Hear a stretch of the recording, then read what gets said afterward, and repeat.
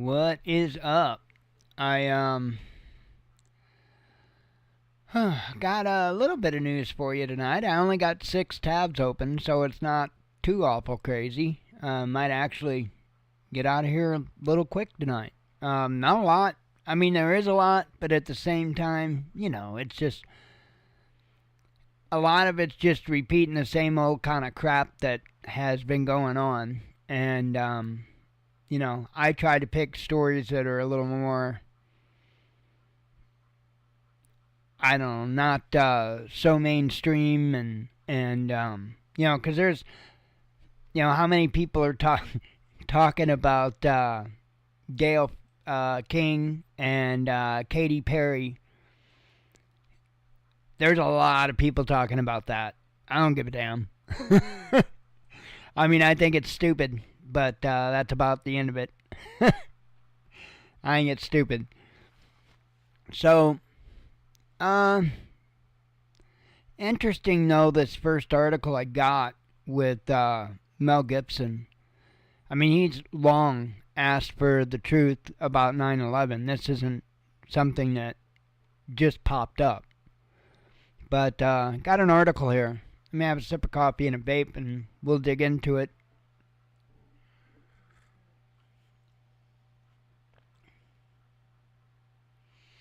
Oh, yeah. Hetty Hayes. Yeah. Damn, I can't remember his name off the top of my head.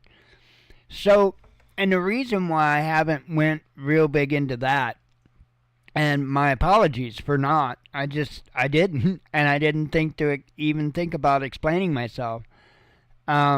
The reason why I don't, not yet, because I don't have enough information. All I know is one dude stabbed another dude. I don't have any other details than that. I don't know if there was more than, supposedly there's video of it. I don't know if there was more than one person threatening him. So if there were multiple people threatening him, or if he was acting in a threatening manner, it's kind of, I don't know this other kid. So I couldn't tell you if he was actually scared. If it was a case that he was actually scared of the situation, man, here's the thing though. He took a knife on school grounds, and that's a no-no. So any way you wrap around that one, that's a crime. But as far as the event itself, I don't have enough information to say definitively if it would have been self-defense or not. Or if it was just a massive overreaction. So I don't, it's just kind of one of those things.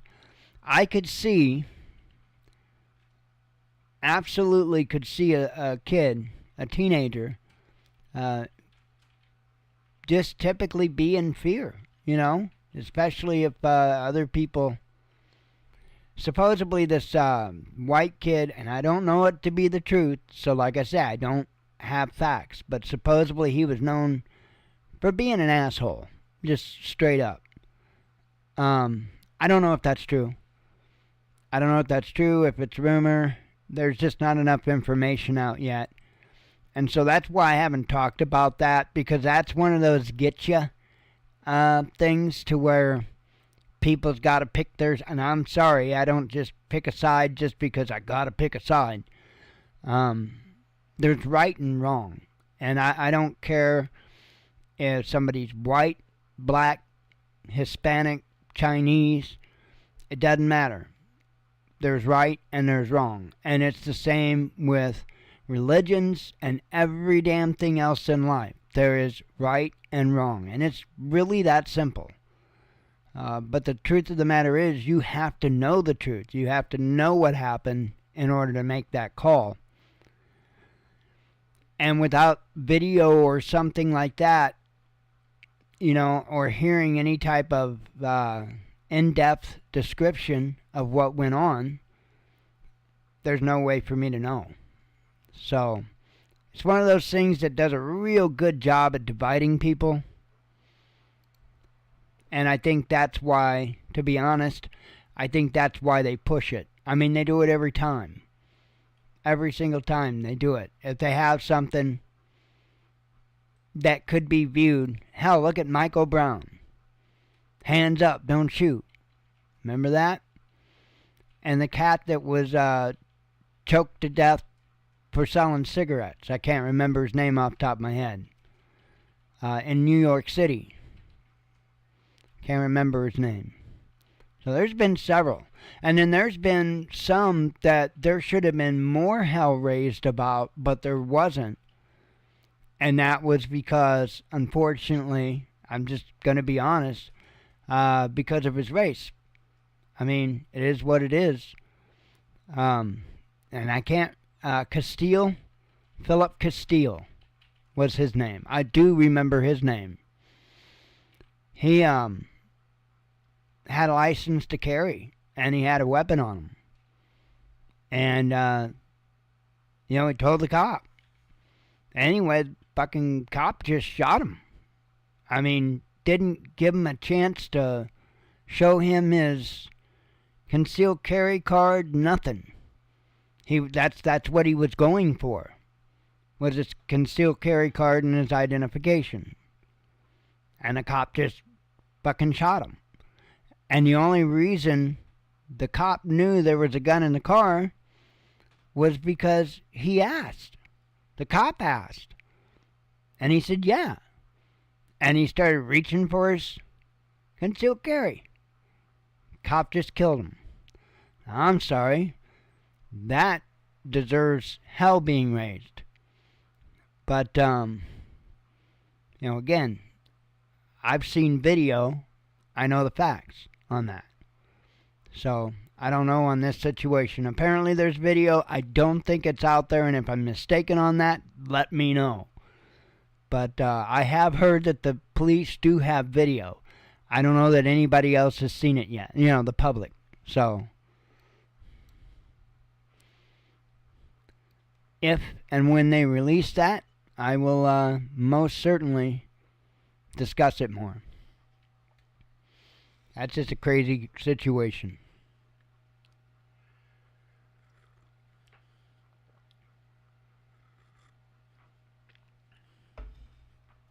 And nobody knows unless they're in those shoes, and there hasn't been enough information come out about that. There's a lot of rumors, there's a lot of whatever, but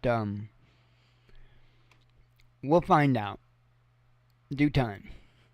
Okay, Mel Gibson calling for the truth about 9/11. Let's see. Race debate. Right on, Eddie Yates. I just caught that. What do you mean that's why we got... See, I need to pay attention. Sorry, brother. I don't pay attention, and then I get backed up on things you say. Let's see. Hollywood star Mel Gibson, a vocal supporter of U.S. President Donald Trump. Boo. No, I'm kidding.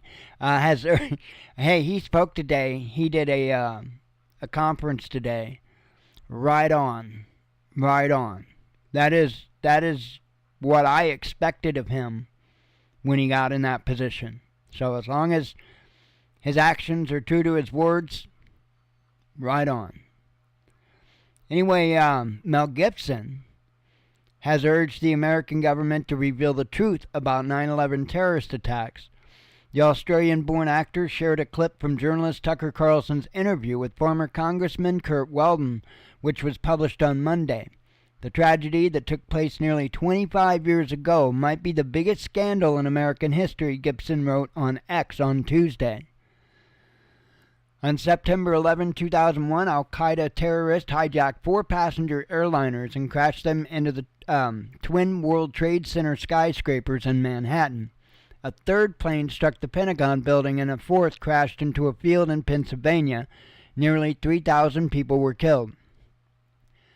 3 buildings collapsed as if they were programmed to do so, not 2, 3. To this day, no one has explained how Building 7 fell, even though no plane hit it, Gibson wrote. He went on to argue that towers were designed to withstand airplane impacts. That's the truth. What really happened that day, and why is no one allowed to talk about it?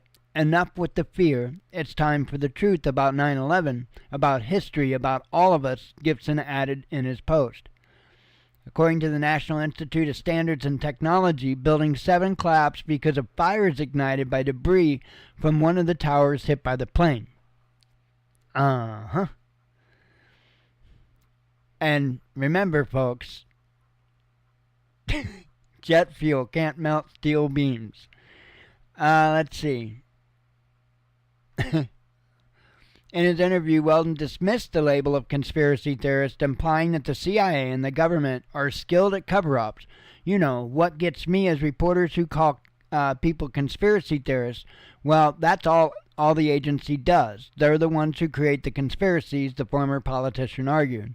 They have whole courses for their agents on how to make people look like they're conspiracy theorists, and that's a fact. They did that with all the projects, MUFON and Project Blue Book, and anyway, Weldon urged Trump to appoint people of impeccable integrity to a commission that would study the facts around 9/11.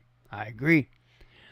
For years, some have speculated that the official version of events may not have been entirely true, and even claimed that the attack was an inside job, because it was.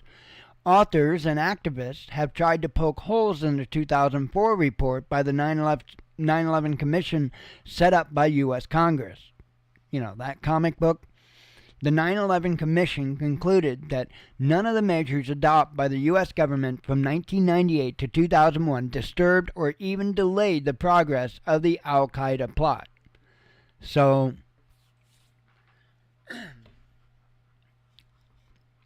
I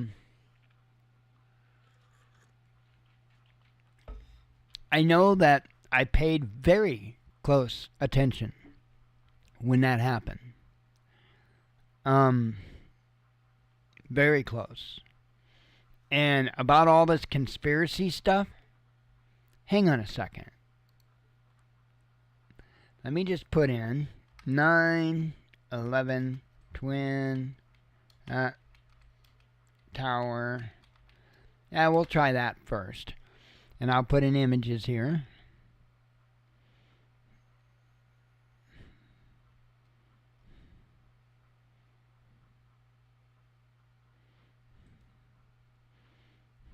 I mean, there's some images that it is absolutely unmistakable.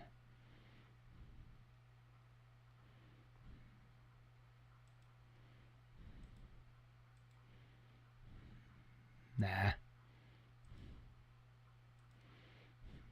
And don't tell me that I can't find one, because there's one that's like massively iconic. And I'll just tell you while I look real quick. You can tell that it was like a hot slice through that steel beam.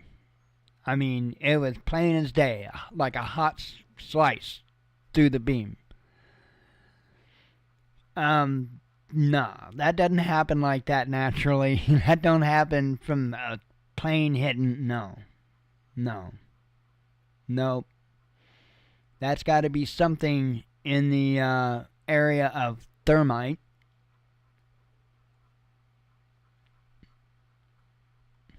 It was an iconic picture, and it showed the steel beams, and I mean, they're just sheared, and you could tell they were cut. They didn't look like they just sheared, just like they, broke the metal. No, not at all. It looked like it was cut.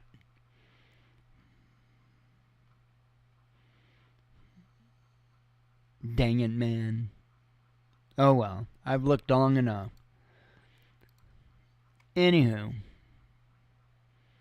Yeah, I don't buy the quote-unquote official story either.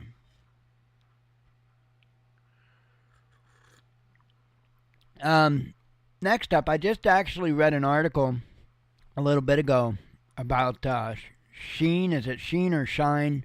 And Temu. And I think they're saying they're about a week out from prices going up on their goods because of the tariffs. So if you happen to be somebody that shops on Temu and Sheen or Shine, whatever it is, be aware of that. Things are going to get more expensive. I believe it's next week.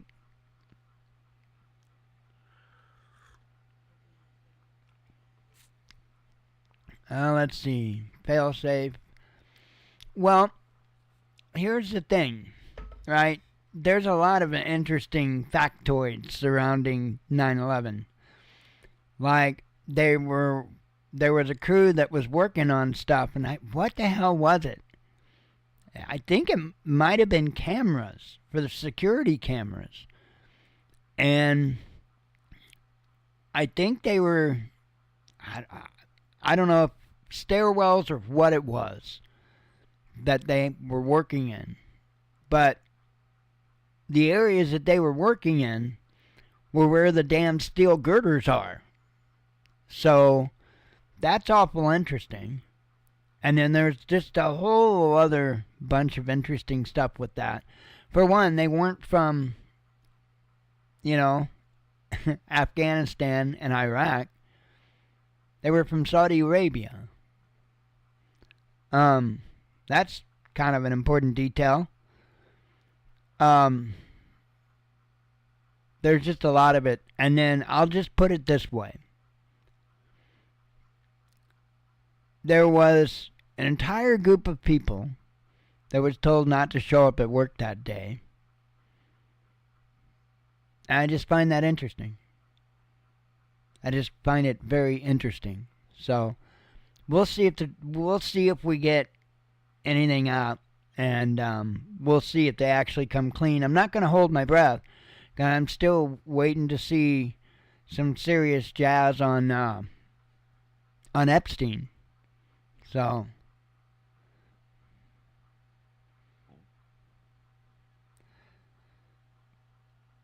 oh, right on. Yeah, about self-destructing a building, especially in like places with biohazards and stuff, like the Disease Control Center in Atlanta. That, from my understanding, that building is actually designed where they can do that. They can, I guess, just implode it in on itself. That's kind of messed up. There was a movie, and I can't remember the name of it, but there was a movie to where that happened. I don't remember which one. Oh, wait, did that happen on The Walking Dead? I don't remember. I did watch The Walking Dead, but it doesn't mean I take it for prepping advice. It's called entertainment.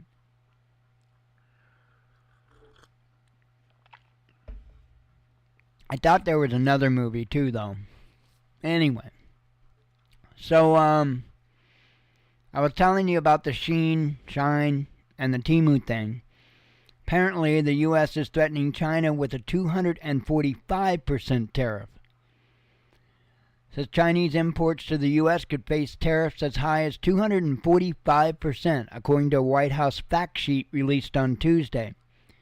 The warning comes amid a growing trade rift between the world's two largest economies. The administration of U.S. President Donald Trump has cited Beijing's retaliation to previous levels as the reason for the latest potential hike. Levies, not levels. Thought I was reading that wrong. China now faces up to a 245% tariff on imports to the United States as a result of its retaliatory actions. The fact sheet reads, however, it's not clear from the document when the increase would come into force. Washington has imposed several major tariff rises on Beijing in the past 2 months, increasing the duties from an initial 20%. So Beijing's retaliation has included a hike to 125% of all American imports, a suspension of global shipments of rare earth metals and magnets used in tech and military industries, and an order to Chinese airlines to stop accepting Boeing jets and parts. So this is getting fairly serious at this point. Could we see a military conflict over this? I'm not going to say no. I mean, so here's the thing.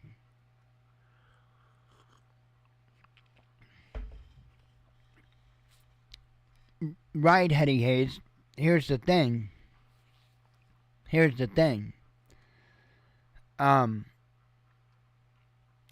If they cut us off, we're cut off from a lot of different medications. I mean, if we were just cut off cold,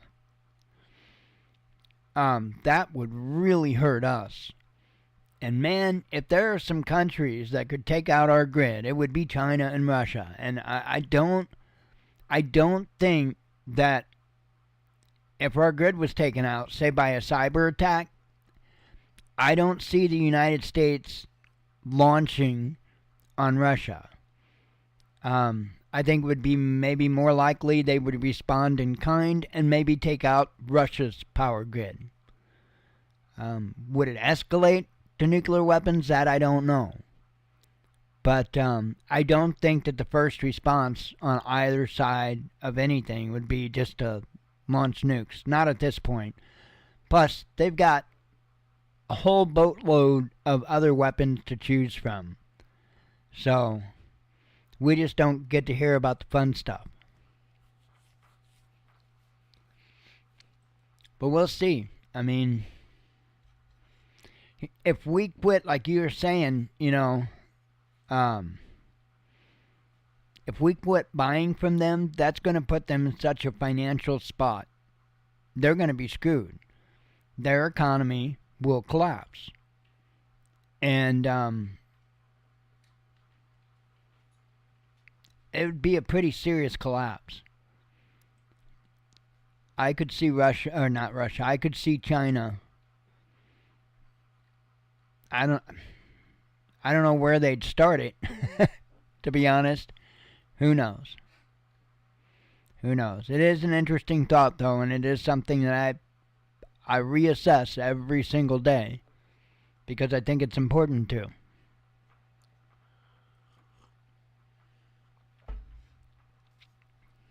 Things aren't getting calmer. Now, here's one that I don't mind. U.S. could cancel almost all NATO funding, says New York Times. Is there anything we can do to help? Administration of U.S. President Donald Trump is considering a budget proposal that would eliminate almost all funding for international organizations like the United Nations and NATO. Hey, plus. The New York Times reported on Monday, citing officials and an internal memo. If they were using robots, would it be the same thing? Or if we are. You mean to make goods or what?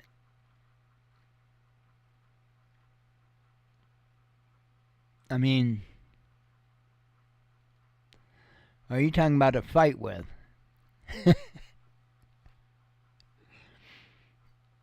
Let's see.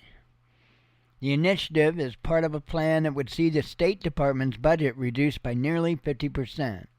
Both sides were fighting in just robotics. Oh, well, yeah. I mean, that's a possibility, but here's the thing. At some point, you're going to run out of robots, right? And at some point, somebody's going to get a chance to thump the other's head. So, I mean, yeah, they can have battle bots. There's nothing, they can do battle bots all they want. But at some point, somebody's got to take it in the forehead. You know what I mean? Because that's war. I'm actually surprised, and it actually makes me question things, that Zelensky hasn't received one in the forehead from Putin. Just a love kiss. I've been wondering that this entire time, because I kind of thought the theory behind war was to screw the other side up.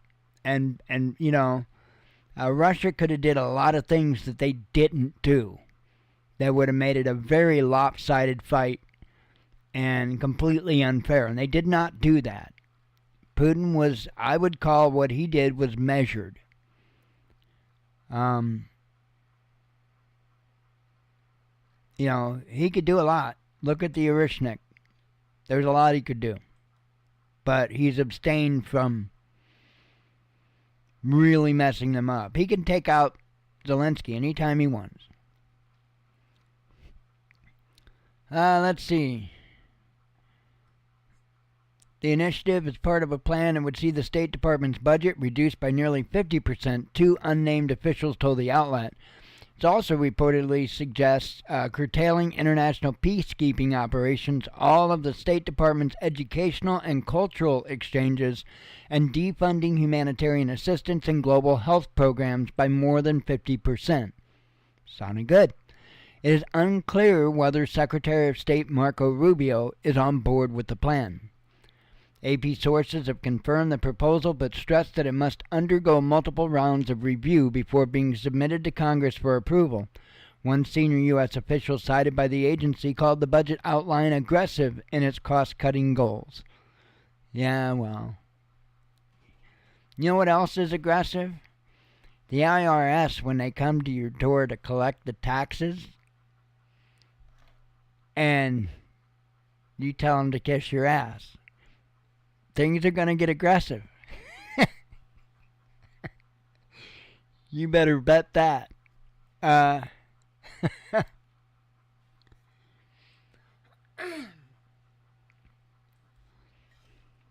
on. Well, I mean, that's the thing, so they can get aggressive. That's why they've got the stockpile.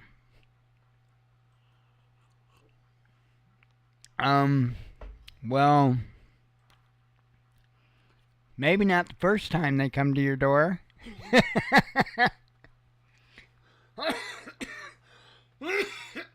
I can't speak for the second time.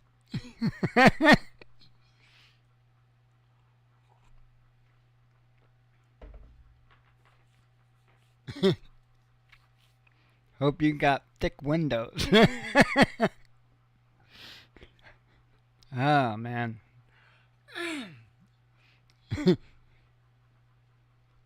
Alright, so this happened, and this is a bit frustrating, I think.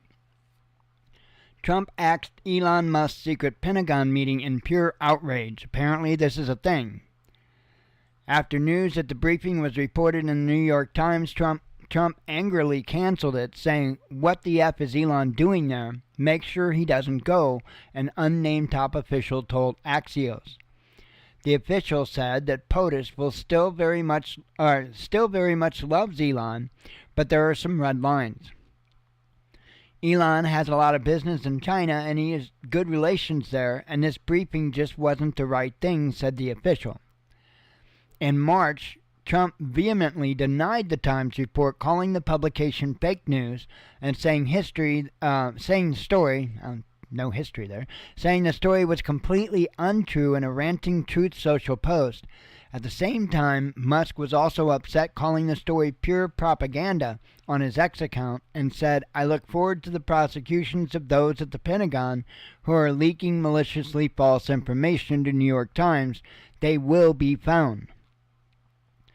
On Tuesday, Secretary of Defense Pete Hegseth suspended two DoD officials, Dan Caldwell and Darren Sinek, as part of an investigation into who leaked the news of Musk's briefing, as well as other leaks regarding Panama Canal military plans, Red Sea operations, and intelligence collection in Ukraine. So, that means you should go back and look at what was said about Red Sea operations and the Panama Canal military plans, because it's true. But the fact that Trump blew up over Musk's access suggests that there are limits to the tech oligarch and fascism enthusiast in Yahoo. So, I'm just reading. Fascism enthusiast influence in the White House. There have been reports that Musk will be bowing out of the Trump administration, but Musk has called them fake news. Seems like a common story there. And his Department of Government Efficiency continues to gut the federal government. Is this the beginning of Trump souring on his wealthy benefactor? Again, it's Yahoo News. I think it came from... this is opinion.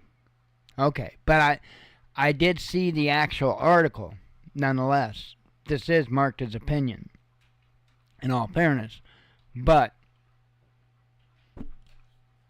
apparently it did happen.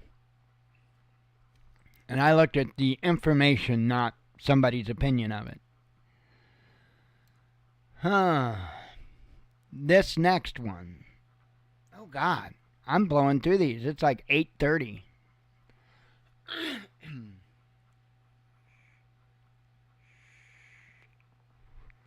told you I'd probably... pardon me. Get done early tonight. Coffee.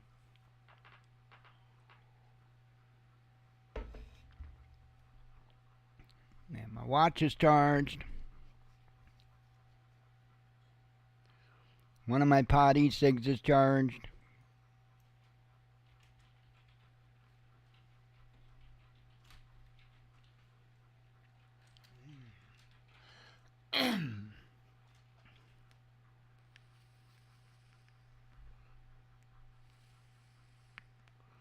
Yum yum. I have Sherb in both my Big Mod and my pod. That don't sound good even remotely. Let's see. This next one. Now, sometimes I just gotta cheer stuff on. This right here. This is what America is truly about. U.S. wants U.K. to ditch hate speech laws to secure trade deal, says the media. Says the administration of U.S. President Donald Trump wants the U.K. government to repeal hate speech laws in order to secure a trade deal between the two nations, The Independent reported on Wednesday, citing claims by sources close to U.S. Vice President J.D. Vance. In a recent interview, Vance spoke of his admiration for the U.K. and expressed optimism about the negotiations. Washington and London are working very hard on a trade deal within the new U.S. tariff regime, he told the British website Unheard on Tuesday. However, the sources reportedly claim The Independent that Vance's optimism on a trade deal is a way of putting further pressure on the U.K. over free speech. Sorry. If a deal does not go through, it makes Labour look bad, they reportedly said. There's a quote, no free speech, no deal, it's as simple as that. That is what the United States is supposed to be about. Oh, hell yeah, we'd have been like, dude, we'd have probably been executed. It says UK government has rejected claims that the U.S. has imposed a free speech ultimatum. The subject is not a feature of the talks, a Downing Street source told the newspaper. Hey, Hetty Hayes, could you imagine if the Mallier deal with Bundy and Company, can you imagine if we were in the UK during these times and reporting on that? Yeah, we'd probably be executed. We would probably be executed because there was just a small handful of people actually reporting what was going on. There's a lot of people telling lies about it, but let's see. Here we go. The UK's hate speech laws have led to a significant number of arrests in 2023. UK police detained over 12,000 people, approximately 33 per day, for online messages deemed offensive or distressing under the legislation, according to the Times. Critics among civil liberties groups argue that these laws are vague and infringe on free speech. So, I am so glad that that's being included in the trade deal, because that's what the United States is supposed to be about. We're supposed to be a quote-unquote beacon of freedom. It's what I've always been told, beacon of freedom. Well, our beacon was broken. That light bulb was blown out for some time. And I can't say that they replaced the bulb entirely. I can't. Maybe they tapped on the bulb and they're trying to just get a little more life out of it. I don't know. But I sure hope that we're on the way up and not just on the way under some type of huge technocracy, which is kind of what it's looking like. So, got that coffee thing.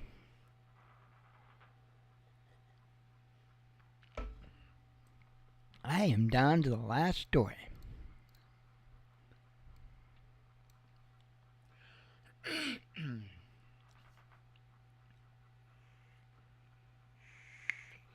Figured I'd have a couple of vapes. I made me a fresh 120 milliliter bottle of Sherb today. Yummy, yummy, yummy. Sherbert ice cream, for those that don't know.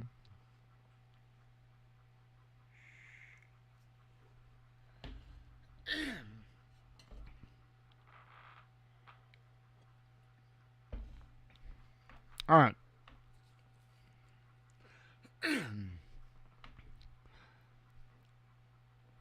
This is always a good thing, but I figured that a little more noise would have been made about it ahead of time.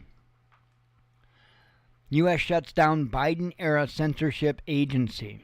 It says U.S. has officially shut down the government agency that Secretary of State Marco Rubio said was used by the Biden administration to censor Americans. Former President Joe Biden set up the State Department's Global Engagement Center, or GEC, in frog in my throat, in 2016 to recognize, understand, expose, and counter foreign state and non-state propaganda and disinformation according to its mission statement. On Wednesday, Rubio announced the closure of the GEC, which had been operating as the Counter Foreign Information Manipulation and Interference Office since December. You know, the RFEMI. Under the previous administration, this office, which cost taxpayers more than $50 million per year, spent millions of dollars to actively silence and censor the voices of Americans they were supposed to be serving, Rubio said. This is anti-ethical. Is that what it is? Antithetical? Something. Of the very principles. How in the hell would you say that? Antithetical. I've never heard that said that. We gotta know. We gotta know. This is important. It's impotent. What do you gotta say? Antithetical. Antithetical. Okay, antithetical. Okay. I have just never ran across that word in my entire life. Let's see. This is antithetical. Oh, I feel sophisticated now. To the very principles we should be upholding, and inconceivable it was taking place in America. In an interview with conservative activist Mike Benz published on Wednesday, Rubio said the GEC was originally conceived, as a tool to fight extremism, such as propaganda from Al-Qaeda and ISIS, but later evolved to going after individual American voices. We ended government-sponsored censorship in the United States through the State Department, he said. So, supposedly, they nixed it. Did they? I have no idea. But supposedly they did. Crazy. And you know, we all know this stuff. I mean, we all have known this stuff, that we were being silenced. We still are. It's just a fact. That right now, it's just being done by the individual platforms and their algorithms. So, we're still being censored. It's just a soft censor. for the most part.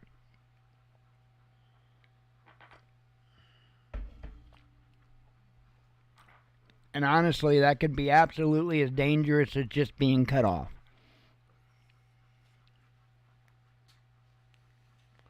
And then, if you entice people to say stuff based on what they personally receive, well then, you can get them to lap it up like a dog. And they do. I used to love Tim Pool. I mean, not as much as Luke. I think Luke is incredible. But Tim made a massive shift. And he is such controlled opposition. It's insane.